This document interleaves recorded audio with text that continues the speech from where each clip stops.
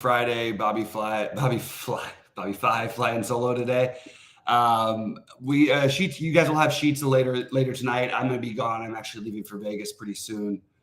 And gonna get ready. Anyway, I had a little bit of a frustrating night. I wanted to share real quick.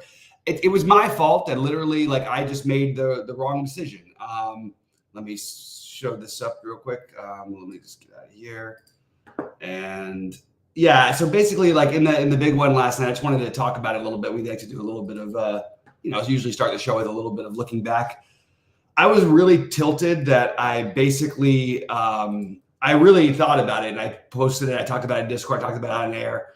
I was going to play Keldon Johnson and De'Aaron Fox down here. Instead, I played Butler and Sohan, and it cost me $40,000 because I would have come in second place, and that's a little tilting.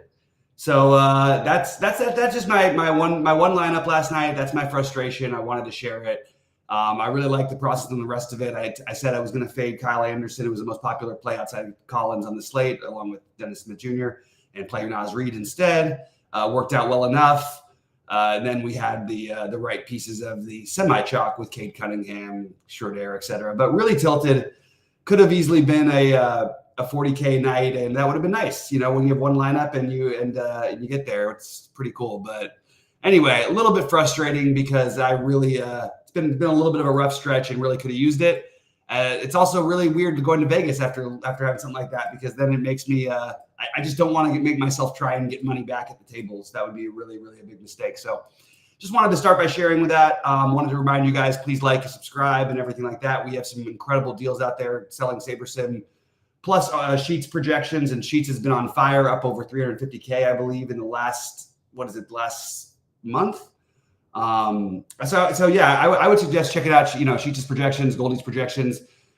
We have SaberSim projections, obviously, and then on top of it, you get my content, Rody's content, Brandon Cruz's content for NASCAR, Chan's for LOL, a lot of good stuff. So check out the packages today. Anyway, we'll get into the slate now.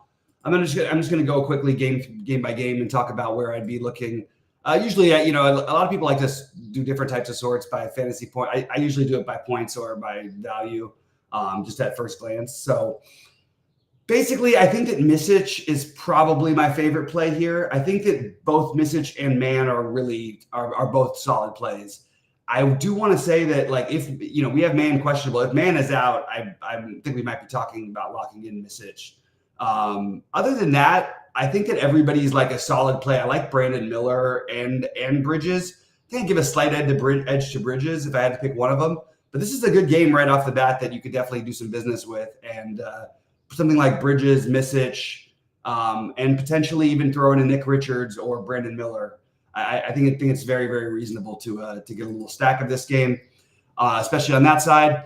Sean Holmes played some minutes the other night. I think they're going to play him again some minutes, and he may end up starting. So this may end up being like a absolute core play. As of right now, I've got him as really good value, but not a must. But I think that it would definitely be a priority. But yeah, so Holmes is the value. Kuzma is too cheap still, probably. Avdia with the upside. Jordan Poole's been hot lately. This whole game feels stackable. I will throw in some Koulibaly. You're not getting that different with it, but I like that play a little bit. And I think Tyus Jones is the one who gets overlooked here. So maybe getting a little bit of exposure. I know he's sort of been on the way. Like, you've seen Poole run the point a little bit more lately. But I would get some exposure to Tyus Jones just because of the ownership, and it's a different game. Like, it could shift right back to the Tyus Jones 15 assist game. So this whole game feels very, very stackable to me. All right, I'm going to take a look at what Travis says. Just started using Saber and entered some lines. Nothing was even close. I'm guessing I'm using it wrong. Just so people know, if anybody who expects to I'm going to run an optimizer and it's going to work and I'm going to make money, that's crazy. Sheets went through on. I would suggest people go back and watch the live sweat we did. I'll mark it and probably make it into a video at some point. Sheets did exactly what he does and uses it every night. But if you're going to use that small of a sample size, if you do it 500 times, that still probably isn't enough of a sample size to tell if it's working well. So saying just started using it just doesn't really mean anything at all. Also, I'm saying buy our stuff through SaberSim. Like, not. I mean, With us, you get Sheets' projections, Goldie's projections with the industry aggregate, and Saberson's.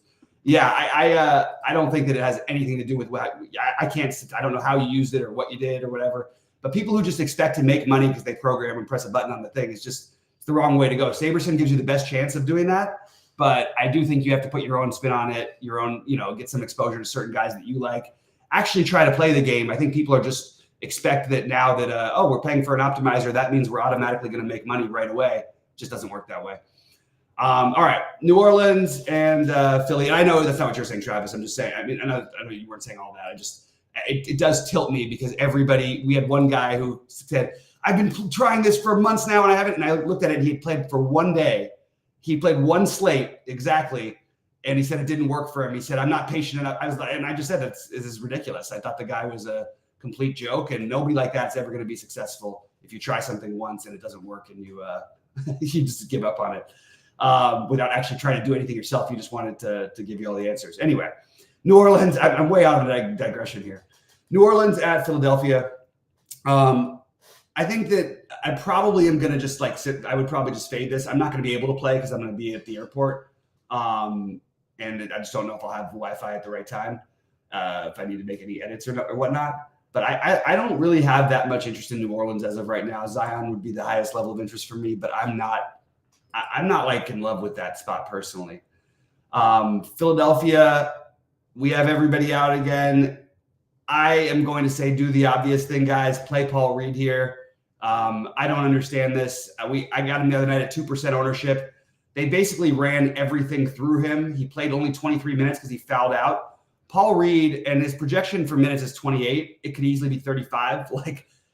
Paul Reed, it's a tough matchup. It's not like a great matchup or anything, but I think this is a great spot to use him. I would be playing Paul Reed almost definitely if I played tonight. I love that play, assuming that he starts, of course. I love that play, and that's where I would be going heavy.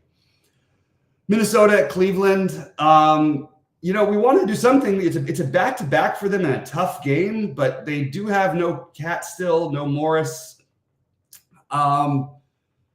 It should be competitive. I think that Edwards and Gobert are solid to go right back to. Those would probably be the pieces I'm most interested in. And you guys know me; I'm always a sucker for Naz Reid, so I will. I would guess I would have a little bit of exposure there. On the Cleveland side, you have the cheap Wade. I think is probably where you start thinking about it. But remember, Niang started the last game. If Niang does again, I just feel like the projections are a little funky unless I'm missing something. We still have we still have Mobley and we still have Mobley and Struss out, right? Yeah. I don't know why Niang isn't projected better. I'm guessing he's going to start again. I don't think it's like a lock and load play or anything, but Niang being projected worse than Wade is a little strange to me today. But I probably would go Niang over Wade. But I think you're splitting hairs. I think that they're both similar plays. Then I would go Darius Garland. Then I would go Karis LeVert, Jared Allen. Tough matchup for Jared Allen, but I think it's fine. I like the Garland idea of using one of Garland or LeVert though today. Let's see what else we got here. How about Kyle? Yes, Kyle Anderson. Oh no, this is a worse spot for Kyle today too. By the way, I said that. That's how I started the show. That was my one thing I kept saying on air. I was not going to play Kyle Anderson, and I was going to play Naz Reid instead, and that's what worked out for me. Why I should have won 40K. Anyway, all right, moving on. Orlando, New York. Really, if Carter plays, I think you could make a case that Carter's okay. That would probably be my highest level of interest. If he doesn't play, we have to look at Goga Batadze, who may start again and play 25 minutes in the last one, and you may consider Wagner. I don't think you have to play any of those things, but Batadze will probably look okay. Probably not as good as Holmes, but probably okay. New York, it's all going to come down to whether Jalen Brunson plays. If Brunson plays, it's either Brunson or nothing for me. If Brunson doesn't play, back to one of DiVincenzo or Hart or both. And not a great matchup, so I don't want to get overexposed, but those would be probably my highest level of interest in this one. Moving over to Miami at OKC, I'm really tilted about last night, guys. It's just frustrating. It was totally I just was too stuck on the Butler thing, and I should have played De'Aaron Fox. So my plan was to try to get Fox, Edwards, and Butler together, but I couldn't do that with Cade Cunningham, who also went nuts. So I just a little tilted. Massive game from Rozier last night. This feels like an ambitious projection for him. I like going right back to Butler tonight personally. If I was playing tonight, I would try to get my money back with some Jimmy Butler. I also think this is a great matchup for Bam. So I would have some pretty high level of interest in both these guys. I think Butler and Bam I would probably try to play one of them in most of my lineups. The only thing you worry about is potential back-to-back on the road, tough team OKC. Maybe they get smashed. Maybe somebody sits. We don't know. We'll see. We'll know more after shoot around. On the OKC side, I'm not getting to anything as of right now. Josh Giddey is a fringe play, sure. Lou Dort, fringy value, sure. Chet Holmgren, fringy, sure. All of them are fine, just nobody who I would see as prioritizing. In the Atlanta game, we've seen Bruno Fernando more involved lately. I'm not going to be too reactive to that. Don't mind DeJounte Murray. Don't mind Bogdanovich. Think I prefer the other guys I mentioned earlier better. But they're totally fine. And that would probably be it for me, one of Bogdanovich or Murray over here. Again, Sadiq Bey, fine. Like all those, everybody else, it's just like a fringy, fine play. On the Memphis side, Jaren Jackson Jr., I think, is a strong play. But at this ownership, we know he's got a wide range of outcomes. He gets injured all the time and he gets in foul trouble all the time. Wide range of outcomes, but it is such a good matchup. I do really like him.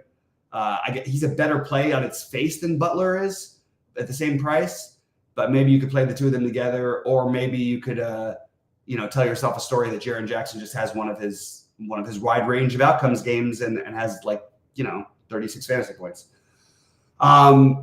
Jordan Goodwin, I'm not getting to it. I totally am fine if anybody wants to do it. I actually think it's totally reasonable. I just personally didn't get there. Oh, I didn't get the actual. You know what though? I didn't see the actual official Kennard out. Never mind. I am interested a little bit in Jordan Goodwin then. So Goodwin and Jackson would be my highest level of interest in this last one. All right. Let's see what else. Yeah, I'm just the Butler thing. Oh man, just so frustrating. It's not even that I'm frustrated that he didn't do well. That's fine. That is what it is.